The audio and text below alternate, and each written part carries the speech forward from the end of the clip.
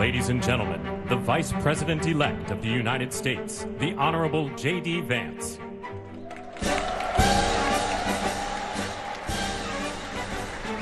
Il est le plus jeune vice-président de l'histoire des États-Unis.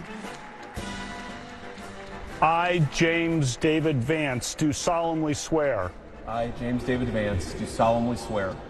That I will support and defend the Constitution of the United States. That I will support and defend the Constitution of the United States. Pourtant, rien ne le destinait à intégrer les plus hautes sphères de l'État américain. So help me God. So help me God. Congratulations, Mr. Vice President. Un goût de revanche pour ce gamin défavorisé de l'Ohio, qui vient de prêter serment face à sa mère en rouge, une ancienne toxicomane. J.D. Vance, un conte de fées comme l'Amérique en raffole. Et l'homme politique l'a bien compris.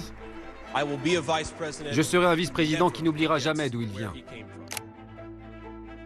Sous l'aile de Donald Trump, c'est avec des yeux d'enfant qu'il découvre les ors du bureau ovale, le cœur du réacteur de la politique américaine, qu'il ne va pas se contenter de regarder depuis le cabinet voisin, bien loin de l'exercice classique de ce rôle d'ordinaire ingrat. C'est incroyable. Du vice-président américain, on aime à dire que sa principale qualité, c'est d'avoir un pouls PEULS. Il a le cœur qui bat, il est vivant. C'est celui qui est la relève disponible en permanence si le président meurt ou est en incapacité. Pourtant, en quelques mois, il a déjà servi d'émissaire au président sur des dossiers diplomatiques de premier ordre. Le Groenland que Donald Trump menace d'annexer, ou encore l'aide à l'Ukraine qu'il veut renégocier. C'est ce jour-là, dans le bureau ovale, face au président Zelensky, que J.D. Vance va réaliser son plus grand coup d'éclat. Trouvez-vous cela respectueux de venir ici, dans le bureau ovale, et d'attaquer l'administration qui essaye d'empêcher la destruction de votre pays? Vous devriez remercier le président. Un discours brutal, filmé par les caméras du monde entier, et qui va devenir sa marque de fabrique. Un homme à l'influence croissante, aux convictions populistes et identitaires.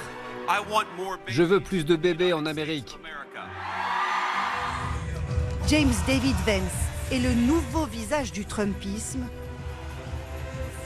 celui qui incarne cette idéologie plus encore que Trump lui-même.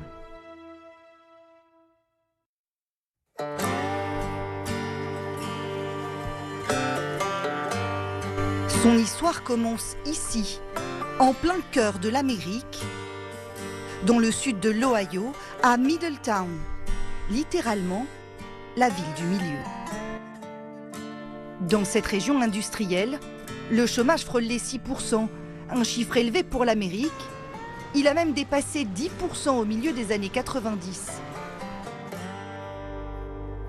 Une ville de col bleu tombée en désuétude, qui a façonné la pensée de J.D. Vance. J'aime cette ville. Je lui suis tellement reconnaissant d'avoir fait de moi ce que je suis aujourd'hui.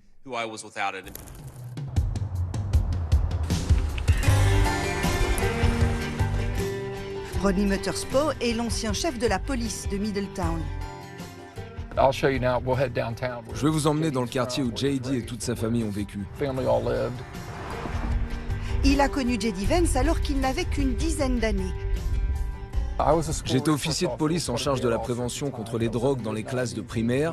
C'était dans les années 90 et il était en CM2, je crois. Il était calme et drôle, mais surtout très malin, une intelligence hors norme. Un gamin futé, confronté à un quotidien difficile. Derrière la façade proprette des maisons se cache en fait la misère d'un quartier en proie à la drogue. Lorsque j'étais encore chef de la police, on avait quotidiennement affaire à l'une des pires épidémies. Chaque jour, il pouvait y avoir 15 ou 20 décès par overdose dans ce secteur. C'était épouvantable. Un père absent, J.D. est élevé par sa mère Beverly, une infirmière devenue alcoolique et elle-même accro aux antidouleurs et à l'héroïne. C'est ça la vie qu'il a eue, la mère avec laquelle il a grandi. Il n'était pas issu d'une grande famille comme un Bush ou un Clinton. Il a vraiment été élevé dans un milieu modeste. Une vie qu'il a raconté dans un livre. Hillbilly Elegy, une famille américaine en français, plus littéralement, la complainte du Pecno. L'ouvrage devient très rapidement un best-seller et même un film à gros budget diffusé sur la plateforme Netflix. Oh, I thought your mama was going to be all right. Be happy. I love you. I promise that I'm going to do better. Mais le succès de Hillbilly Elegy tient aussi à sa date de sortie. Le livre paraît en 2016, la même année que la première élection de Donald Trump. Et à cette époque, beaucoup y voient la clé de lecture de l'électorat trumpiste.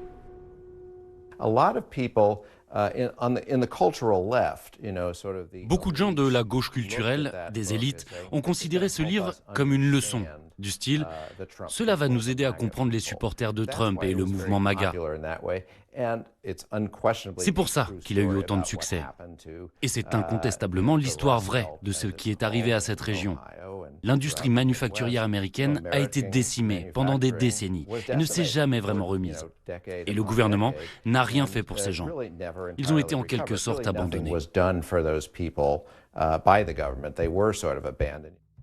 Et pourtant, à l'époque, Vance n'est a priori pas vraiment un fan de Donald Trump. Trump, jamais de la vie. Je ne l'ai jamais apprécié. Je pense à bien des égards que Trump n'est qu'un nouvel opioïde de plus. Il va soulager les gens un certain temps, mais ça ne va pas durer. Et au final, il ne va pas régler leurs problèmes. Joseph Statzer est le représentant des républicains dans ce comté de l'Ohio.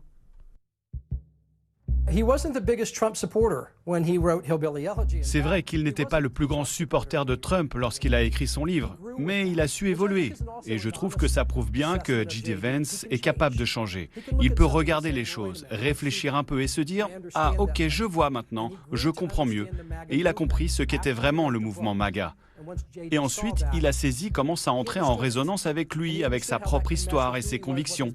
Et il a donc pu intégrer le mouvement Trump et en devenir un membre éminent. Mais pour réussir son ascension politique au sein du Parti républicain, le Pecno des Appalaches, comme il se décrit lui-même dans son livre, va réaliser un tour de force et s'extraire de son milieu pour accéder justement aux élites.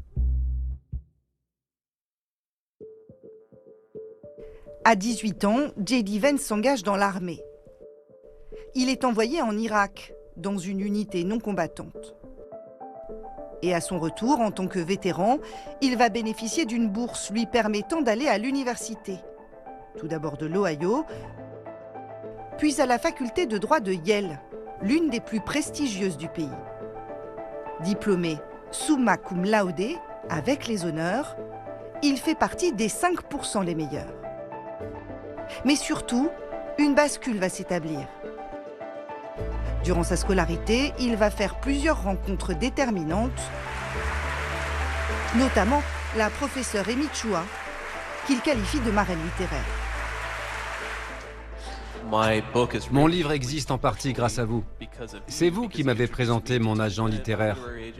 Vous m'avez convaincu que mon histoire méritait d'être racontée. J'ai rencontré J.D. lors de son premier jour à l'école de droit. Il faisait partie de ma soixantaine d'étudiants et je me souviens qu'il était assis tout au fond de la salle. Et au premier rang, juste là, il y avait une jeune femme prénommée Usha, qui est maintenant l'épouse de J.D. Usha Chilukuri, une autre grande rencontre faite sur les bancs de l'université du Connecticut. Il avait une attitude si géniale. Il était très clairement excité d'être là. Et ce n'est pas toujours le cas ici. Vous savez, c'est facile d'oublier la chance qu'on a d'être à l'école de droit de Yale. Je ne sais pas, lui paraissait différent. Les parents de Usha, des immigrés indiens hindous, sont eux-mêmes professeurs d'université. La jeune femme maîtrise les codes de cette haute société et va en donner les clés à J.D. Je pense que c'est une amie, une alliée et une conseillère absolument indispensable pour lui et je pense qu'il a énormément de chances de l'avoir. Encartée chez les démocrates dans sa jeunesse, elle abandonnera sa carrière et ses idées politiques pour soutenir son mari. J.D. Vance, lui, va peu pratiquer le droit. Il travaillera en Californie pour le fonds spéculatif d'une autre personne rencontrée à Yale, Peter Thiel, le cofondateur de PayPal, ici avec Elon Musk. En 2016, juste après l'élection de Donald Trump, dont il est un soutien de la première heure, Peter Thiel encourage Vance à quitter la Silicon Valley pour retourner dans son État natal, l'Ohio, afin de s'impliquer davantage dans la politique locale et nationale. En 2022, les élections de mi-mandat ouvrent dans l'Ohio un poste au Sénat que J.D. Vance va briguer. Ce n'était pas un candidat habituel. Les autres candidats avaient des années de politique derrière eux. Certains avaient participé aux campagnes de Trump. Et pendant des semaines, la question s'est posée de savoir si Trump allait le soutenir ou non. On a entendu toutes sortes de rumeurs jusqu'à ce qu'on soit informé au tout dernier moment qu'il avait bien choisi J.D. Vance. Ça a vraiment fait basculer l'élection. Et surtout, le magnat de la Silicon Valley, Peter Thiel, va miser gros sur son poulain. 15 millions de dollars. 3 à 5 fois plus qu'un don classique. Il y a bien sûr un objectif caché derrière ça. Peter Thiel est un personnage inquiétant avec des positions extrêmes. Et donc, on glisse peu à peu vers un système oligarchique. Je pense que nous y sommes déjà d'ailleurs. Quand des milliardaires avec des objectifs et des opinions extrémistes parviennent à s'acheter une place aux élections, on sait qu'il y a un objectif radical derrière tout ça. Êtes-vous raciste? Détestez-vous les Mexicains?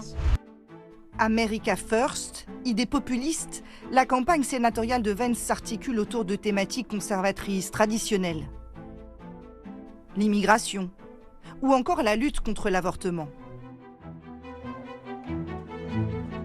J.D. Vance est largement élu et s'impose dans la galaxie républicaine. Un pied dans chaque monde, capable de s'adresser aux élites de Washington et de saisir les difficultés des petites gens. Après 2 ans seulement en politique, son nom apparaît dans la shortlist des vice-présidentiables. Le 13 juillet 2024, très tôt le matin, il se rend à Mar-a-Lago, la résidence privée de Donald Trump en Floride, où le candidat fait passer des entretiens. Trump a mené son processus de sélection de manière très publique. Pour plaisanter, on disait même que ça ressemblait à The Apprentice, l'émission de télé-réalité qu'il présentait avant. On y a vu défiler le sénateur Marco Rubio et plusieurs autres gouverneurs ou parlementaires venus de tout le pays. Rien ne filtre de cette rencontre. Mais ce jour-là, un événement inattendu va précipiter les choses.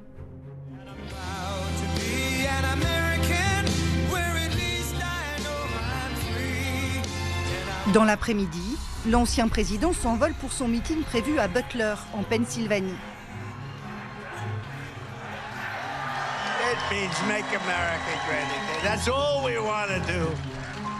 Il est 18h11.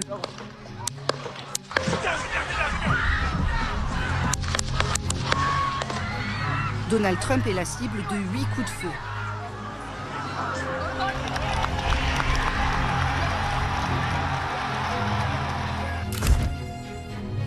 À peine 6 minutes plus tard, J.D. Vance affiche son soutien.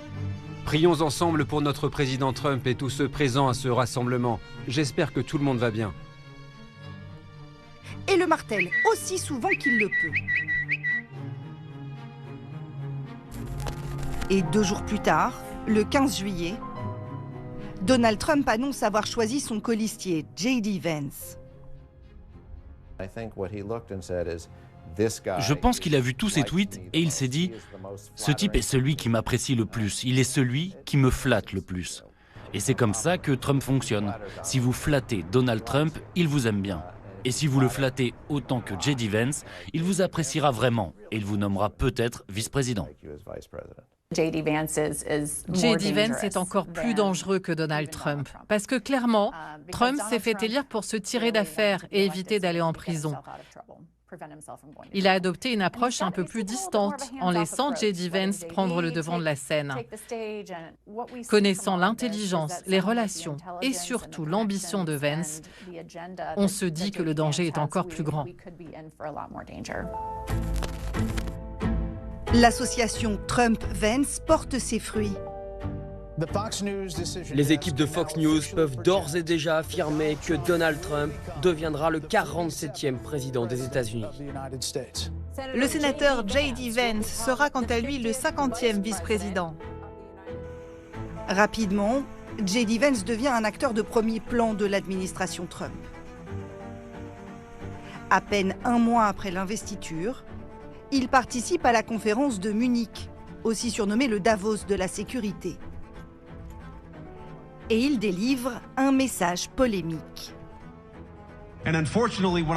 Malheureusement, lorsque je regarde l'Europe aujourd'hui, je ne comprends pas toujours clairement ce qui est arrivé à certains des vainqueurs de la guerre froide.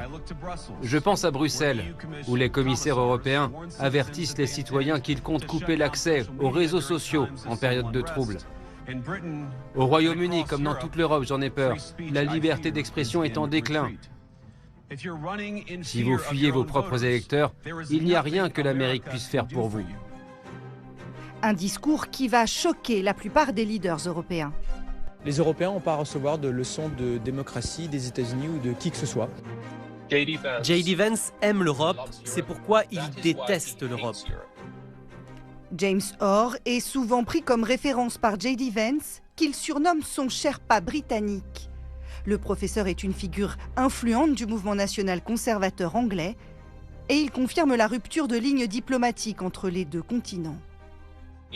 L'Europe traite l'Amérique comme un vieil oncle protecteur. Vance et Trump ne voient pas les choses de la même façon. Ils regardent l'Europe et disent « D'accord, nous vous avons aidé pendant la Seconde Guerre mondiale, mais c'était il y a 80 ans. Pourquoi êtes-vous toujours aussi dépendants de nous? Pourquoi payons-nous encore pour vous? Pourquoi les contribuables du Kansas paient-ils pour la protection des contribuables luxembourgeois? Cela n'a plus aucun sens. » Donald Trump ne pouvant légalement pas se représenter une troisième fois, la campagne pour 2028 a déjà commencé. Je suis sûr à 100% qu'il va se présenter en 2028. J.D. Vance est un caméléon qui change et s'adapte à son environnement. C'est un opportuniste. Il fera tout ce qu'il peut pour sa carrière et son influence politique. Il a compris qu'il avait une opportunité historique exceptionnelle, J.D. Vance, et donc il veut tuer le match de la prochaine présidentielle. Il est déjà le chouchou de la base électorale de Donald Trump. Des terres déclassées des Appalaches à la colline de Washington, son ascension est fulgurante. 69% des républicains américains se disent prêts à soutenir J.D. Vance en 2028.